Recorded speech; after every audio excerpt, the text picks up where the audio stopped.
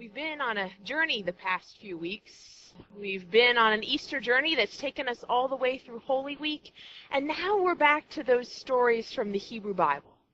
The Easter season isn't just one day, it lasts for 50, but we're going to return to those stories that we had been working on right up until that Holy Week.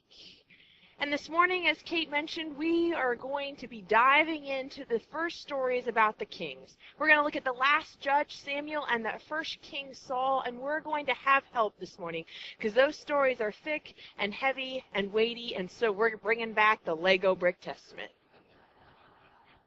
I know you all will be thankful for the images that will help to capture that for you.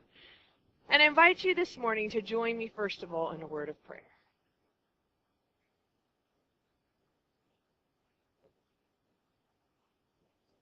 Loving God, as we explore your word this morning, help us to become such masters of ourselves that we might truly become your servants to all other people. Take our minds and think through them, our lips and speak through them, and then take all of our hearts and set them on fire.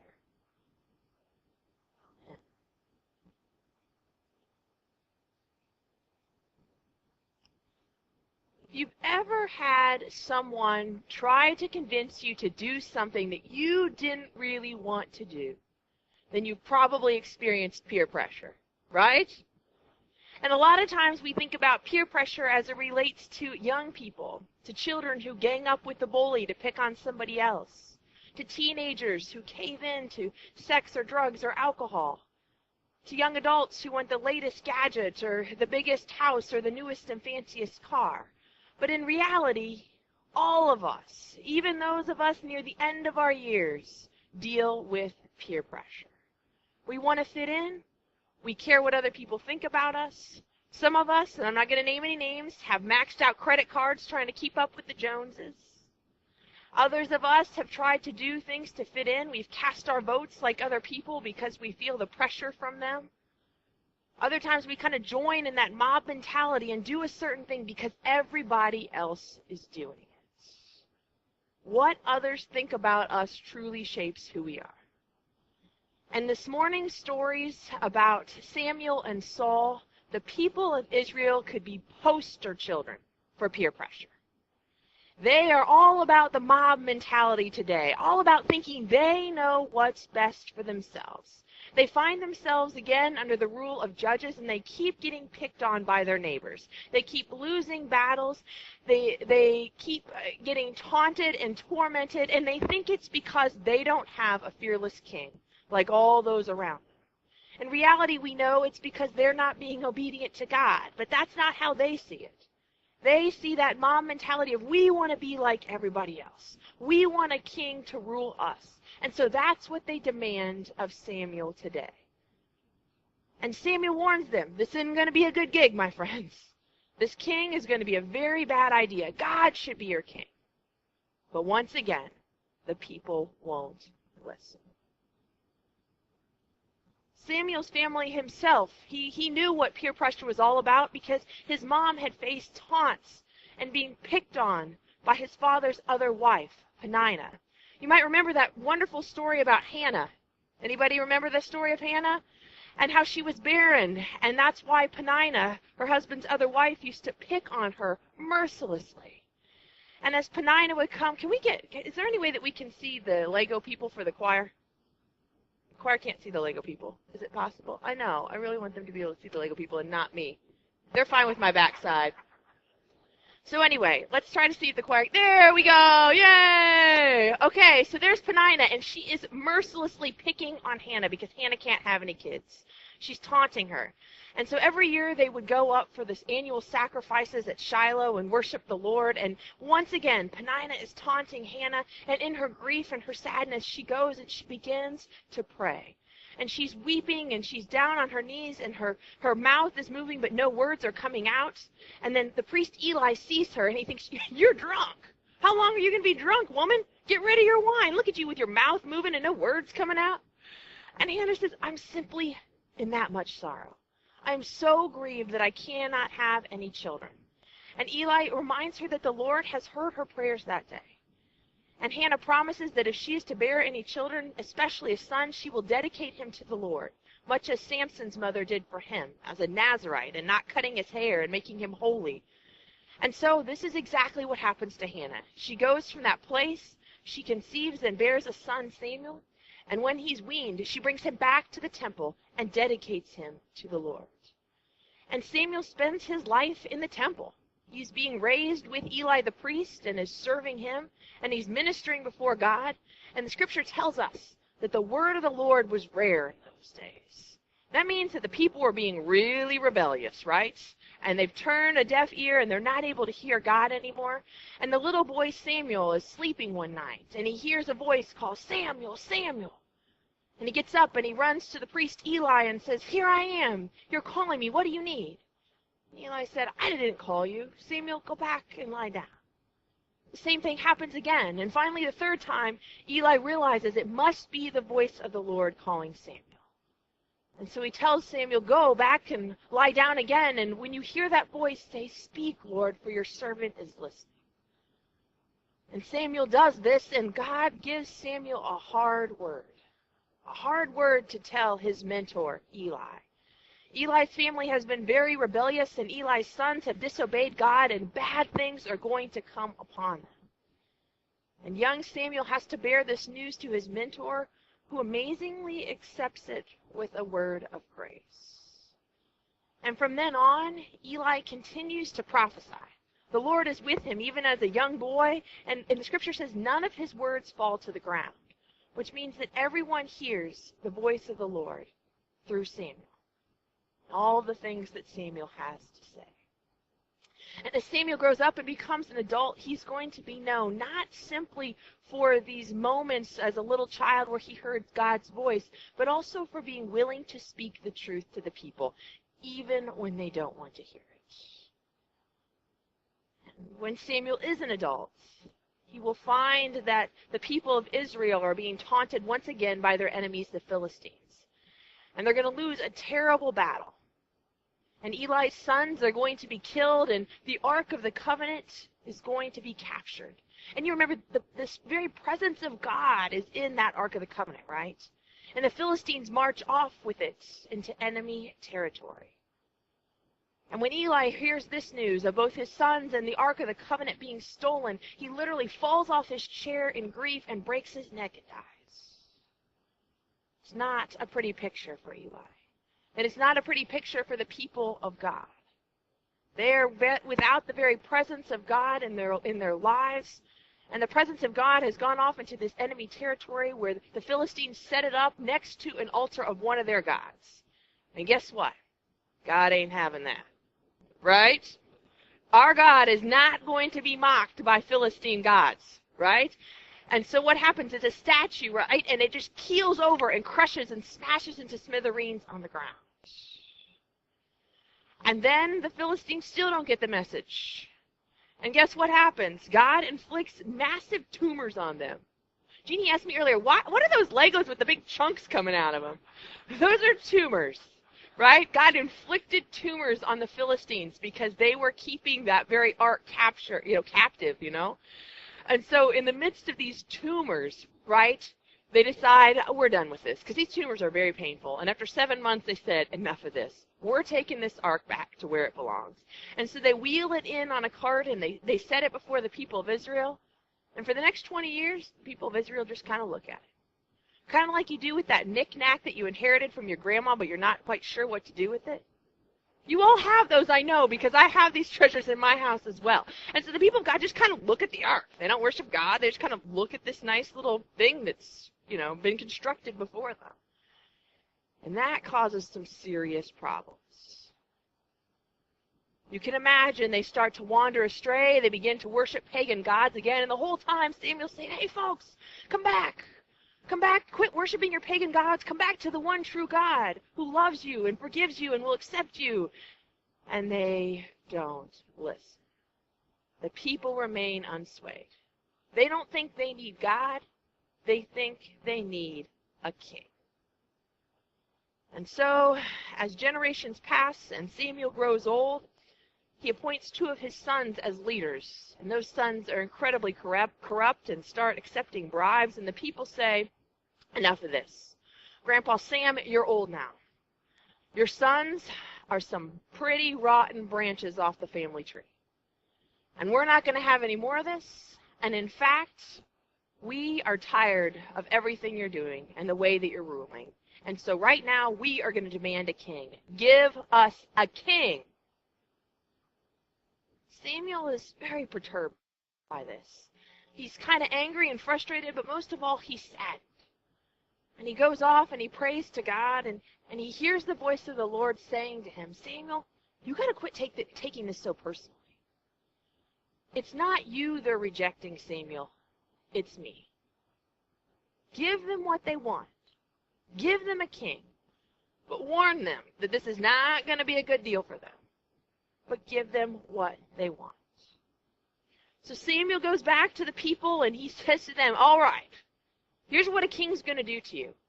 He's going to levy high taxes. Anybody feel like their taxes go up when they live in when they have a ruler over them? He's going to take your fields. He's going to make you his slaves. He's going to take your women and make them bakers and cooks. He's going to make your lives miserable. You still want a king? The people think for a minute. Then peer pressure kicks in. They look at their neighbors. They say, yeah, we want a king. So Samuel decides, by God's will, that he's going to give the people what they want. That time, there was a young Benjamite, a man who was a member of that tribe, whose name was Saul. And Saul was strikingly handsome and a whole head taller than everybody else. Think kind of like Cody Zeller, but with the looks of a young George Clooney. You kind of got that combo going on. And so you got this beautifully, strikingly handsome young man, and his dad's donkeys disappear one day. And so he's told by his family that he needs to go out on a donkey search. And you can see this strikingly handsome young man out on his donkey search, and he stumbles upon, while he's out and about, someone he calls a seer, which would be Samuel. Samuel, who's wise in the ways of the Lord. Samuel, who's a wonderful judge. And he says to Samuel, hey, man, have you seen my donkeys? And he says, it's not those asses you need to worry about. Right? You need to worry about another one, because guess what? You are going to be king. And then Samuel says, no way. Saul says, no way. I come from the weakest tribe. I don't know what I'm doing. And Samuel says, God has chosen you. And God is going to be with you. And God is going to give you the strength and the power you need. God is going to actually transform you. Do whatever you need to do. For God is going to be there, right by your side. And then Samuel takes Saul aside, has to get on a little stepladder there, and anoints him, right, with olive oil. And tells him that you indeed are going to be the next king, Saul. And then it comes time to introduce Saul to the people. And to take that scroll and read him the rights and responsibilities that a king is going to have over these people. And when it comes time for this big fancy introduction, they can't find Saul anywhere. He's hiding out in the luggage, right here. And God has to point Saul out to the people and say, hey, look, Saul's over here hiding in the baggage. It would be like a president deciding she was going to spend the whole entire inauguration ceremony inside a closet. This should have been telling them right there and then, this is not going to work out. This is not going to be a good deal to have King Saul over you. He can't even show up for his introduction. Folks, this is not going to be good. And that premonition was right. It's going to be a rough time under the warrior Saul, because he is an angry and a jealous and impetuous and impatient man. It is true that during his 42 years as king, there are some remarkable things that happen, some wonderful battles that are won on behalf of the people of Israel. He's able to unite these different tribes who often didn't get along with each other as one nation, which is an incredible thing. But he also does so through fear and manipulation. He's not kind at all to the people. And in fact, at one point he chops up an ox and says, unless you get over here, you're going to look like these little pieces of oxen. You know, that's the kind of thing that he does to the people, to make them follow him.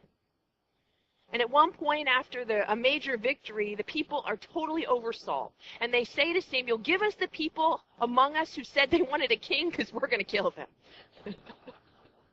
and Samuel says, no.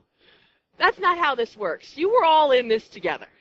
And in fact, I'm going to make you have a party to celebrate your victory, and then you're going to figure out that you weren't really that mad at Saul after all. And so they calm down a little bit, but things continue to go really poorly. And even Samuel recognizes it's not going well with Saul. There's a moment where Saul decides to make his own animal sacrifices, which were not pure, which were not approved, and were certainly not pleasing to God. At another time, God tells Saul that he needs to go and basically exterminate a whole community. Get rid of everything, even the animals. And Saul fails to listen to him.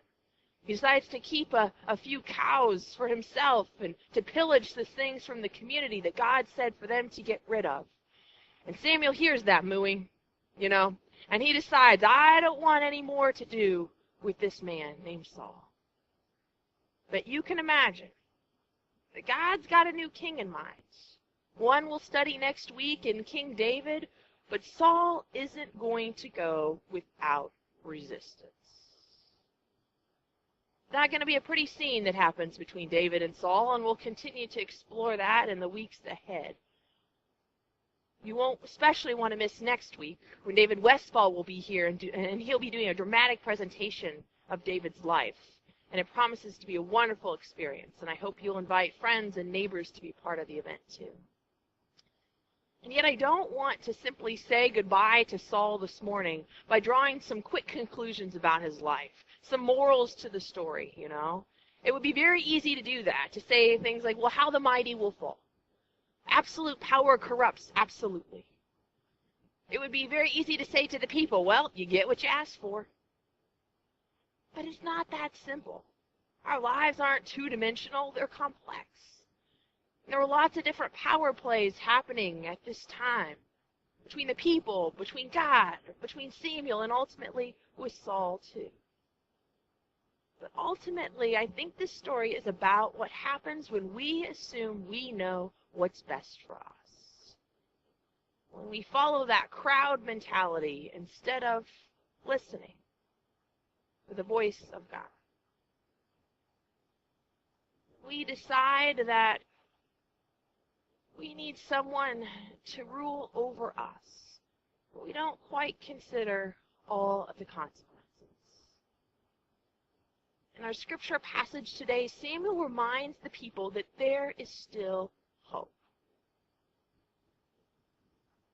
He says that if you fear the Lord and you serve God with all of your heart, if you choose that way, then you will live. And if you persist in doing evil, you'll meet your own demise. If you fear God and you persist in doing what is good, meaning that you love justice and kindness and walk humbly with God, then you will experience what that faithfulness and blessing is all about. In this Easter season, I wonder what it means for us to stop following the crowd mentality that sometimes happens in our lives or our families or our communities, to stop demanding a king because we see everybody else getting one, and to start worshiping the very King of Kings. It has called us to this time and to this space to know that, indeed, God is the one true God.